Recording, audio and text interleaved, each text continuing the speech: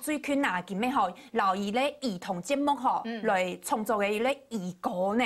係啊，係啊，童謠哦，客家童謠，客家童謠啊，客家童謠，第一擺係冇？第一擺，哇，人生時節創作冇強用。哦，我剛剛學姐食到了，講嘅寫客家童謠吼，有啲，哎呀，唔係寫吼，係啊，嗰就中意翻睇我自己寫嘅東西，看看有冇線索可以，係翻哦，我就講做唔得。太難咧，你哋而家試下埋。嗰陣我想講下就有靈感，就要去先錄下來，錄下嗰種 demo 先基本幾條彈講做 demo。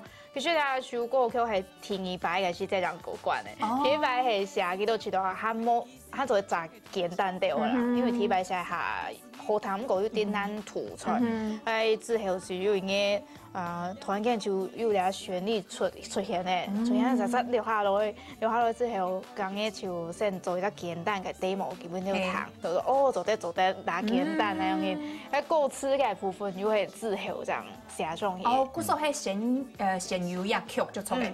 哦，好啊，一下都得來彈一下冇。好，入兒歌嗬。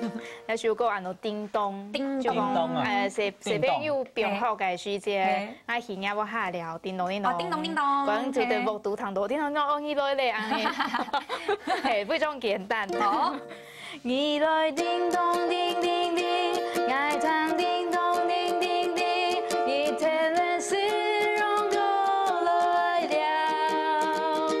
愛來叮咚叮叮叮。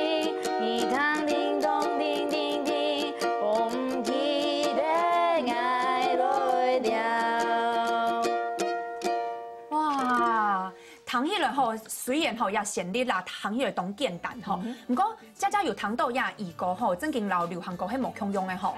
因為流行歌做得動有變化係冇，還有歌詞沒有動到嘅冇強用吼。係啊，不過唱也兒歌嘅時間，你啲創作嘅時間有乜個知道唔係困難，係請冇強用嘅素材冇。